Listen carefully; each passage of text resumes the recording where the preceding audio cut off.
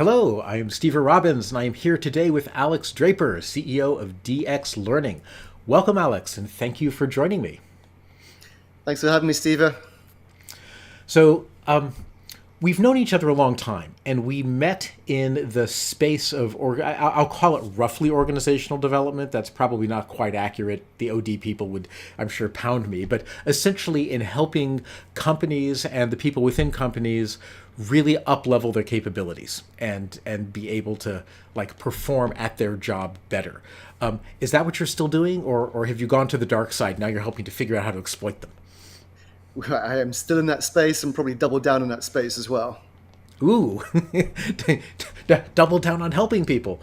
So tell me, what is DX Learning and why? DX Learning, in its boring description, is a human performance consulting organization, but in its simple why, it's our job is to send people home to their families and their friends, not having to worry about their boss or their organization, and looking forward to coming back to work the next day. So, what can we do to create environments where that happens more often than not? Okay, well, the first thing that occurs to me as you say that is,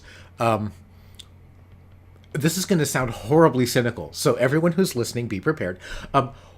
Why in the world would a business care about that? I mean, I thought the whole thing was, oh, we're going to give people free meals and we're going to bus them to work and we're going to have a whole campus so they never, ever, ever leave work. It sounds like you're doing the opposite. Well, isn't that the whole?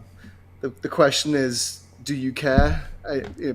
Organizations are all but a bunch of people, and typically, organizations win through their people. I think we're at an interesting inflection point where we've lost sight of the fact that the people matter, and capitalism is running rife, and you're seeing it all around us. That horrible word, or maybe not so horrible word, profit. I believe it. It's still, I'm a big fan of the culture of any team or any company as a mirror of its leadership. So if the leadership do put results as the number one priority, then results will be the number one priority, and people come second. Or if the leader of that company and or team puts people first, then the people first culture will prevail. I just don't think we have enough leaders who put people first and results second. Not with the knowledge that if you put people first, the results will come. Which was about to be my next question. Can you talk a little bit more about that link? Because I'm aware there has actually been some research that might even support that.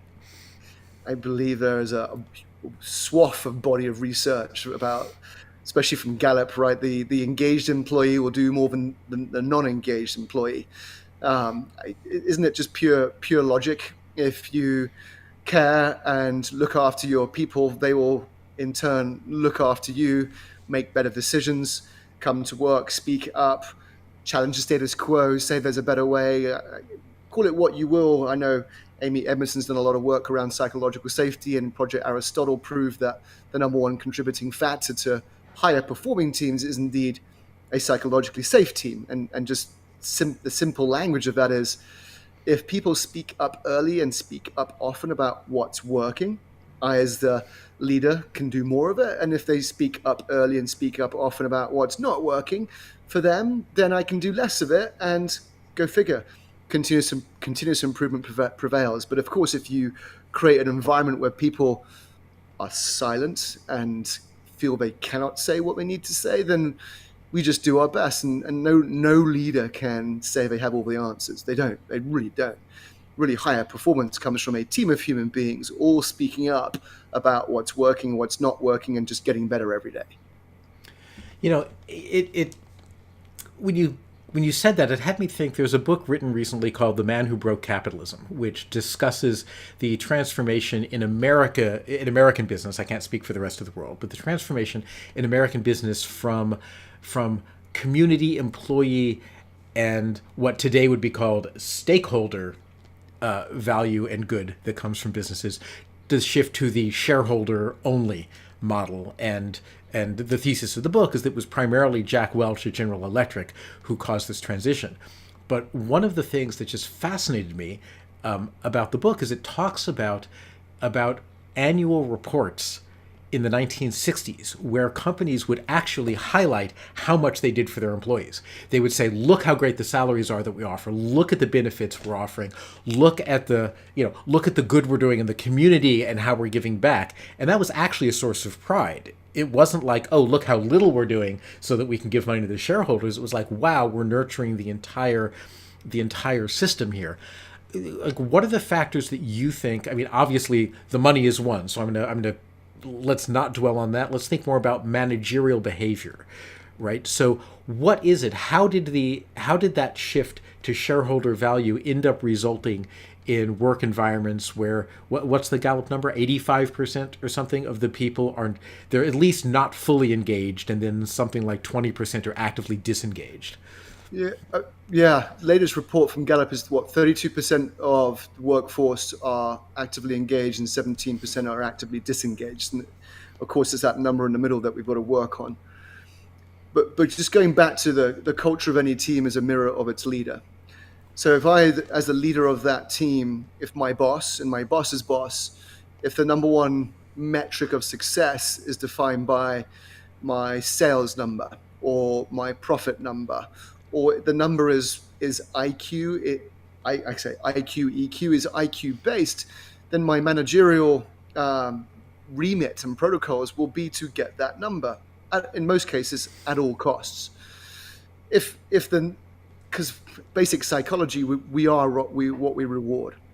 Go to my kids. I've got a 6-year-old and seven-year-old and a 5-year-old now. If in my household, which is the culture of the household is a mirror of its leader, so its parents, if I reward my children on a set of behaviors and consequence them on a set of behaviors, and they'll do more of the good stuff and less of the bad stuff. It's no different in business. If we reward our managers on a metric, then they will, of course, because there's incentivization programs and basic psychology, they will do their very best to get that reward. The problem is we're rewarding the hard metrics versus the human metrics above anything else. So that's what you're seeing, and really we're all so the challenge that we've got in the larger the business, the bigger the problem. So take a public company. What are the rewards based on? Shareholder value. Because at the end of the day, the board look up to the shareholders and really have to do what the shareholders need. So therefore, the VPs and SVPs have to do what the board says, but it really all revolves around that metric. What is that metric of success? And what you said back in the 50s and 60s was the metric of success was the humans. We lost sight of that, and capitalism just became crazy, and Jack Welch was a part of the problem. So let's say that I'm a manager, right, and I'm stuck somewhere, but right up here we have the shareholders and the board, and the SVPs, and then the managers, and the people who actually do the work, the people who actually do the thing that the company gets rewarded for. It's not polite to talk about those, though. We don't pay them very much. Let's say that I'm somewhere below that SVP level, right?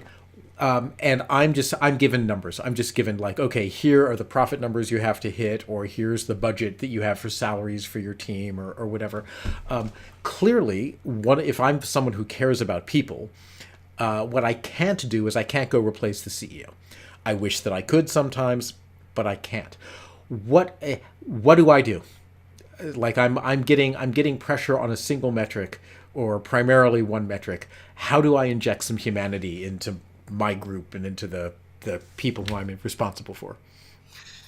Well, you can control how you behave. You can control your mindset, and you can control and shield, of course, shield your team from what happens above you. So what we can control? We can control what I would call the human skills, right? IQ, EQ. I always say IQ is what gets you in the door, and EQ gets you promoted to a point. But I can control the culture and environment of my team. I can send my team home with a big old smile on their face, and I can behave in a certain way in which people can do their best work, be their best self, and go home and not having to worry about business and actually be present for their family and friends. I can control that. And there's there are set of behaviors that if you just did the bare minimum, you're probably doing better than the average. Ooh, okay. What are those? I'm sitting here thinking, like, how do I send people home with a smile? I could tickle them, but I'm currently virtual, so I'm like, yeah, tickling doesn't really work through a screen. So you're going to have to help me here. Well, the good news is tickling and laughter is part of it. Let's face it, a smile has a lot of good effects on the brain. But so tickling wouldn't be a bad thing, although some of us don't get. My kids, one of my kids doesn't seem to matter how much I tickle them, they still don't laugh. But that's okay. Let's just go to basic. We've all got a brain. In basic science, now I'll just go to there's let's just use Dr. Daniel Kahneman's idea of System 1, System 2. System 1, brain, fast and furious. It's designed to keep you alive. It's where all the heuristics and biases are to process information to allow you to scan for threats and ensure your survival. We just swapped out saber-toothed tigers for bosses. System 2 brain is where you'll be more deliberate. Correct. And there's a lot of saber-tooths out there. It's a simple question do I see you as a saber-toothed tiger or do I see you as someone who will allow me to survive? System 2 brain, it's slow, it's deliberate, and it's where you can think. So the brain can either be at cognitive ease or at cognitive stress. At cognitive ease, it can perform at its best. It has the basic requirements. The threat circuitry is not triggered, and I can think, and I can be myself. I can be my true, authentic self. I can speak up. The challenge that we've got, of course, is many of us don't just know, well, what do I need to do as a manager to put the brains of those that I serve at cognitive ease? And so our work at DX is, well, what are those things? And so we've coined the term care. I'm sure it's not been coined because care has been around, but what does it mean to care for people? Basic brain science, I need clarity. In the old days, we needed to know where, is that blueberry safe to eat? Yes or no? The ones that ate the not so good, the poisonous blueberries are not here anymore. So we learned from that. So we need to know where it was safe to eat, and that was requirements for our survival. So that's clarity, because the opposite of clarity, of course, is fear. So if I don't have the clarity that I need, the threat circuitry is triggered because that's fear and ambiguity, and I can't be my best. So C stands for clarity, basic thing that we can all control. We can control how much clarity is in a team. Autonomy. If it was cold, we'd build a fire.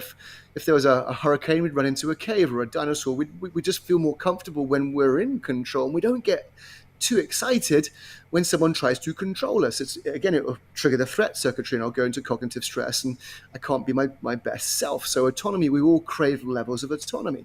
Starve the people of the autonomy that they crave, they can't be their best self and do their best work. And then R of care stands for relationships. If my skills as a carpenter or as a chiseler, whatever it was, were not valued, it meant I wasn't part of the tribe, and that probably meant death. I'd be out in the desert on my own, or the jungle. So we need to be valued for who we are as the human and the values that we bring to the team. Starve the people of that recognition, their threat circuitry is triggered, and they get a little bit upset, and they can't be their best. And equity, hey, when was it ever fair to be equal? All 8 billion of us are slightly unique. You're unique, I'm unique. And if I feel that uniqueness is not treasured, then again the threat circuitry is triggered. So we just go to basic science and just, I say, give the brains of those that you serve their brain cravings, and you're more likely to send them back to their families and friends with a smile on their face and come back looking forward to. So it's just, I can control that as a manager. I can also control the other side of it is I give people the clarity that I crave. For example, I'm an entrepreneur, and I have a low crave for clarity. I can actually revel in ambiguity. But most of my team... God, you need to be running my company. I've been self-employed for 20 years, and my number one enemy is ambiguity. I'm like, please give me a roadmap, universe. So you deal with the ambiguity, and you translate that into clarity for your team? Well, I have to work harder and expunge more energy to close the gap between my preference levels and the preference levels of my team. And I think that's we call that closing the gap. The bigger the gap between what you give and what your team need, the more of a performance and more of a challenge you have, and managers can control that. And that's our body of work, is close the gap between what you give and what your teams need. So even to your earlier question, even in a company that's, let's just call it a finance company who only cares about the number. I have a friend who works at Merrill Lynch. It's very clear, you are here to make money. And if you don't, well, there's the door. Even in that situation where it is capitalism at its hardest, I can still control the levels of care within my team, and I can still buck the trend per se and do what's right for my team. So anyone can care, even in a company that doesn't care. That's a choice that we make. So it's interesting. I mean, one of the things you're saying here that I wasn't really expecting is in some sense that I'm going to use the word care, meaning it as your acronym, not meaning as the colloquial meaning, but that what's important is not so much some absolute level of caring. It's not like, oh, what you should do to have happy employees is make sure to give everyone 14 weeks off. It's more matching your level of caring that you're giving out with what your team needs. So in something like finance, where people generally go into it because they put money first and care more about money, otherwise they'd be a therapist or something, if they prioritize people. In that environment, what CARE, caring, would look like might be very different. Like what successful caring, the kind of caring that would motivate the people, might actually look very, very different than what successful caring in a consumer packaged goods company that made breakfast cereal might look like. Because people, maybe they go there because they're like, oh, we want people to have a better life because of, to have tasty food or whatever. Do I understand that correctly? You do, and that just depicts the R of the care, which is the R of relationships. Is, hey, tell me one thing about you that I don't know that would improve our relationship. What motivates you? And when you start, again, all of us really is asking questions. Go figure. Curiosity is probably the biggest superpower in the world of just, hey, how much levels of what level of clarity do you need? What's your threshold for clarity? And tell me when I don't hit it. How much autonomy, how much empowerment do you want? Because not everyone wants the same level of autonomy. Some like a little small box and like, please just give me a small box to play in. Some people like me need a huge box for my levels of crave to be catered for. But relationships is, we're not all, some people are transactional and actually like to talk about money, and that's cool. Some people are open and vulnerable and need higher levels of relationship. But what motivates you might not be what motivates me. And I think this is the problem that we've got. The bigger the company, the more of a sheep dip, one size fits all mentality is what's out there. But that's not what care's about. We're all beautifully unique, and it's just one human being having a conversation with another human being and just meeting them where they're at and getting rid of this one size fits all, equality versus equity. So it's funny because you say this, and and I'm thinking, right, on one hand, at one level, large companies, for example, do want to just systematize everything, and on another level, what you're doing is you're saying that care is in essence a process that works regardless of the company. So in some weird way, this actually is the process that you're putting out that will work and that will scale even to a highly diverse company. Yeah, I agreed. I mean, don't we all just need something that as a red thread for every single human? I worked with one company and they had 30 different leadership models. I mean, it's like the love language, right? My wife, Caroline, she needs human touch. That's her love language. I am not. No, I'm not right. She's not right. But if I want to engage my wife, I need to give her love language. No different to leadership. We need something that combines all of us, no matter where you come from, even crazy, weird British people, Americans, the folk from Asia. But there has to be. I think I don't think there has to be. That's probably an absolute that I shouldn't say. But at the end of the day, I think it's easier if we can have an agnostic, something that binds, has a red thread for all humans and engages a level of science that just makes perfect logic sense. That I think when we have something that combines us, we're more likely to engage each other. So unfortunately for you, I have a very high need for very precise clarity. So I'm going to start poking you on specifics here, in a beautiful, warm, loving way.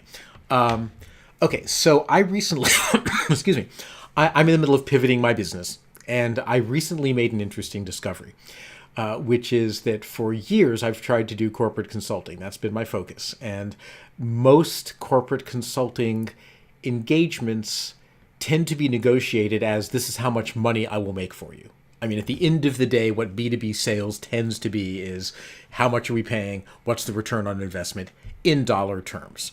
And even a lot of human things like coaching, which is what I do in leadership development, are still often quantified in dollar terms.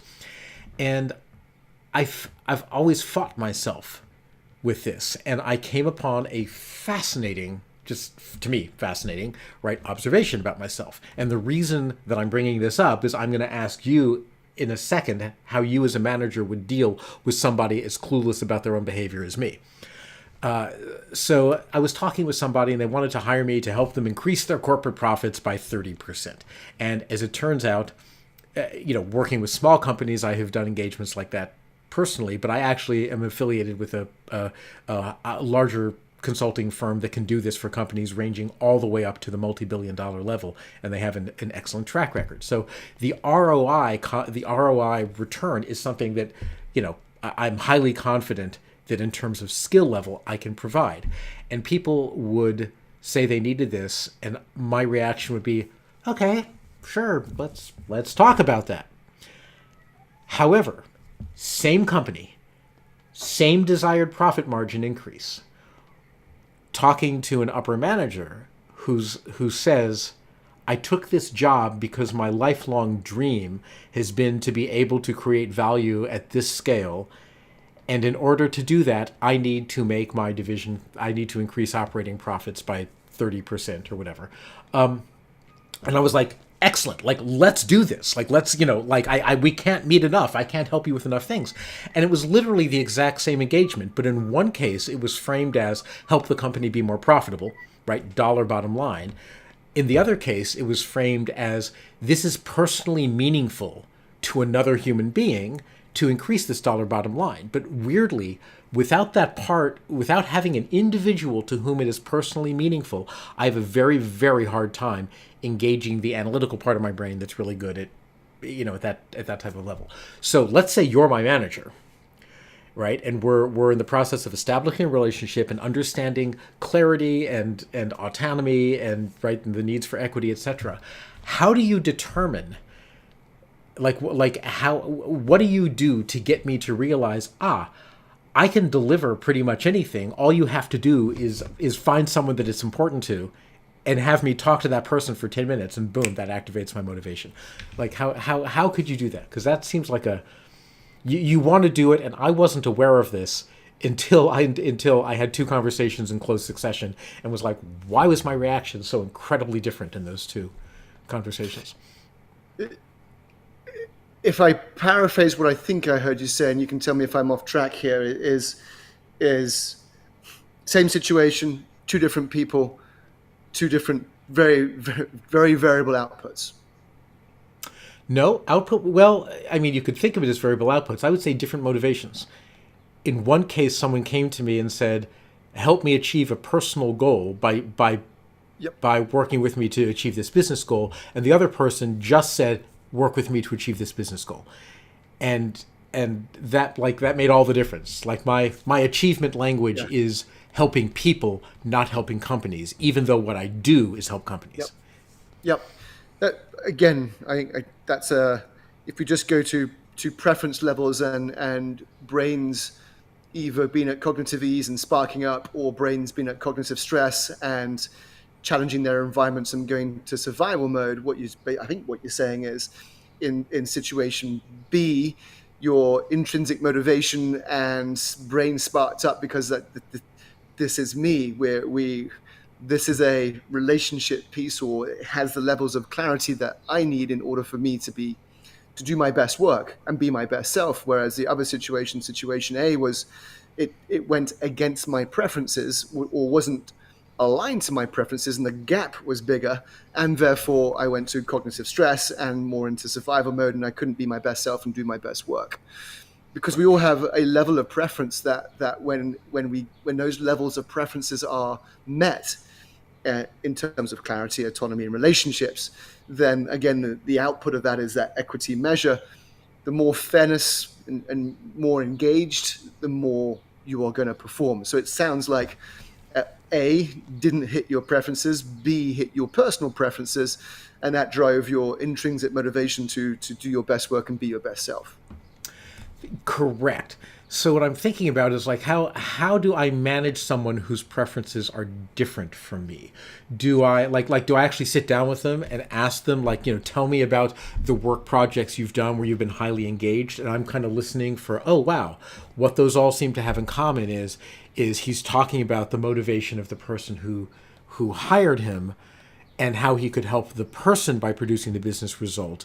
And when he talks about the things that the work experiences that didn't go well, he keeps talking about like where there was just some faceless shareholder, quote unquote, who just wanted the business. Like how am I going to tease out for someone who's not introspective, which was me for 20 years?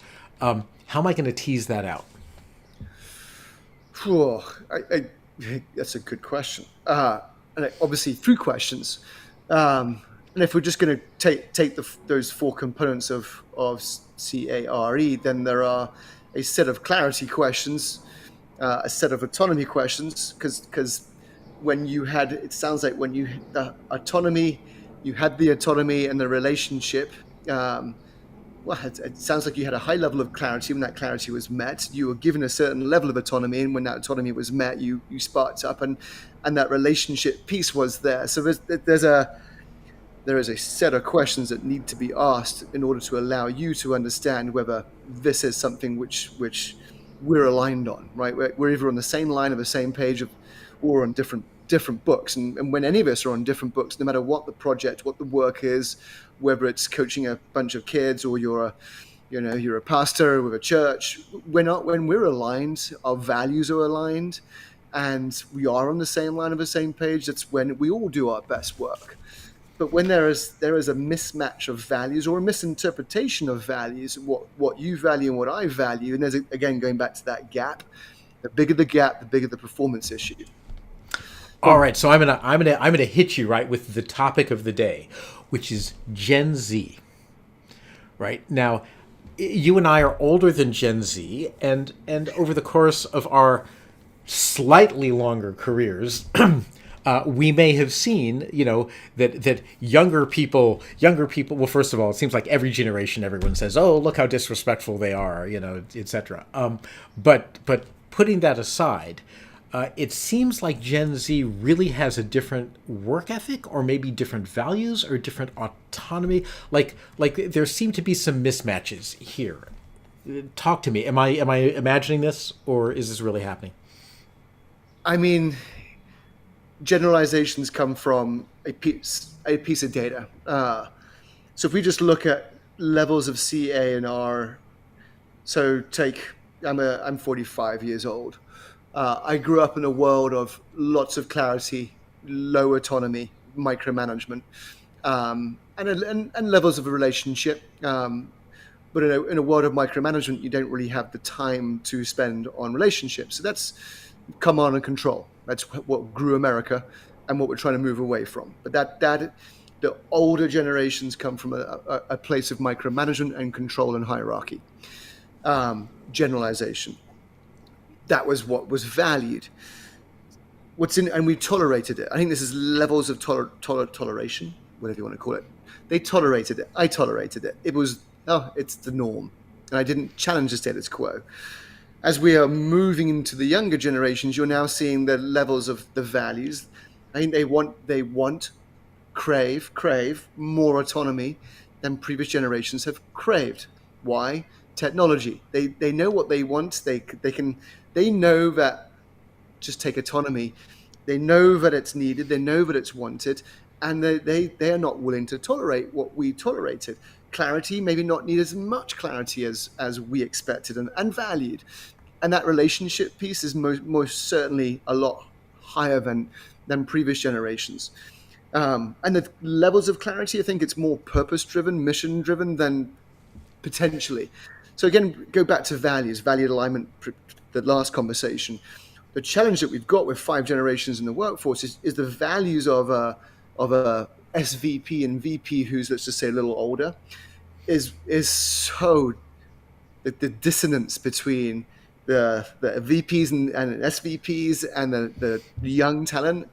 That's something that we're not talking about, and it's annoying. It's annoying for both of us because I'm like, how do I engage these people, man? Because when you got such a huge dissonance in values, then it's hard to manage. It's also hard to be an employee of that person. And I think we've got to face that as a fact, and I don't think we're doing a good job of that. And just saying the truth, the whole truth. There is a big value set difference between the young coming in and just call them the older who are managing companies. It's kind of interesting because I'm as a manager, I probably assume everyone has the same style that I do. And I could be wrong. I could be very wrong on that. But I have a high need for autonomy, and for clarity, I mainly just need a goal. And, I'm like, I'll go off and I'll just get the thing done. And I recently hired an assistant, and he's a Gen Z. In fact, he's not Gen Alpha. Gen Alpha's too young. But he's a Gen Z. He's late 20s. And it's been very interesting because I was expecting him to have a high need for command and control type stuff. Like I need to give him details, et cetera, et cetera. And in fact, one of his jobs is creating SOPs, standard operating procedures, and documenting them for my company. And what I have discovered is in fact the opposite. That like I can toss him a one sentence description of what I want him to do, and he comes back and he's done it at a higher quality level than I was expecting. And I am having to adjust my expectations here, and at the same time, I also, just because this is my personality, right? I've made sure to let him know how well he's performing. And when I put this through the care model, I'm saying, okay, clarity, we're kind of honing in on he doesn't need a lot of detail except when he does. But generally speaking, once I've given him the detail, he doesn't need it again. So I'm kind of learning, okay, his need for clarity, he doesn't need the micromanaging level. He needs high level understanding of what we're trying to achieve, and then for any pieces that he's never done before, a little bit of guidance. For autonomy, I mean, I hope he's not watching this because I am thrilled. I toss him something and let him self-pace, and he generally delivers it sooner than I was expecting him to be able to. So, so low C, high A, whereas your sounds like very high C, and maybe a little lower A. But isn't that the beauty of everything, right? I call it culture add versus culture fit. It's I know I have a low C, so my chief of staff has a high C. I know I have a high C, a high A, so my chief of staff has a lower A. So this is the beautiful thing about preferences. It's we can work together so long that we have the self-awareness of I am a high C and you are a low C. We complement each other, but if we don't talk about it, then it can actually get in the way, like anything in life. Sure. Boy, I wish that somebody had written a book to document all of this. My wish is granted. So we're nearing the end of our time. Can you tell me a little bit about Care to Win? Care to Win is exactly what we've been talking about. It's look, if we did nothing else in life, whether you're leading a family, leading a soccer team, leading yourself, you're a CEO of an organization, look, if we can just, at the bare minimum, adjust. I think you said the word earlier, and I love that word. If we can adjust our levels of preferences, not to ourselves, but to those that we serve, and have that level of, it's not about me, it's about them. I'm not right, nor that they are right, but I've just got to meet people where they're at. So clarity, autonomy, relationships, and equity are just the 4 agnostic habits, human habits of what it means to be a great human being and a great leader. And it just walks people through the fact it's easier said than done. What are they? Why do they matter from a science point of view? And the fact that we all have different preferences and different levels, and we've just got to be selfless and not be careless, and be careful in communicating and engaging other human beings. And I've got to know thyself, know you, and to engage you and influence you and build trust with you. I've got to meet you where you're at, not where I'm at. And if I do that well, you're going to have more trust for me and want to engage with me, and we can both go home with a smile on our faces. So, with somebody who sometimes has a very high need for clarity, where and how can people reach you to learn more about the care model and about how they can do this in their companies? alex-draper.com. It's the microsite for the website. It'll give you hopefully all that you need to know about the book, about care, some blogs, some videos, all sorts of fun stuff. So alex-draper.com. And I put DX Learning in your caption. Oh my Yeah. gosh. You also go there. So much for. No. All right. Thank you very much for joining me. This has been Alex Draper, and we have been discussing care and how you can match your care levels to the care levels of the people who work for you, which hopefully will engage their intrinsic motivation. And at the end of the day, they will work harder, go home, have happy families. Everyone will benefit, and life as we know it will be virtually perfect. This is, have I got that right? You got it right. I'll take it. Awesome. Thank you for having me, Steve. Thank you very much.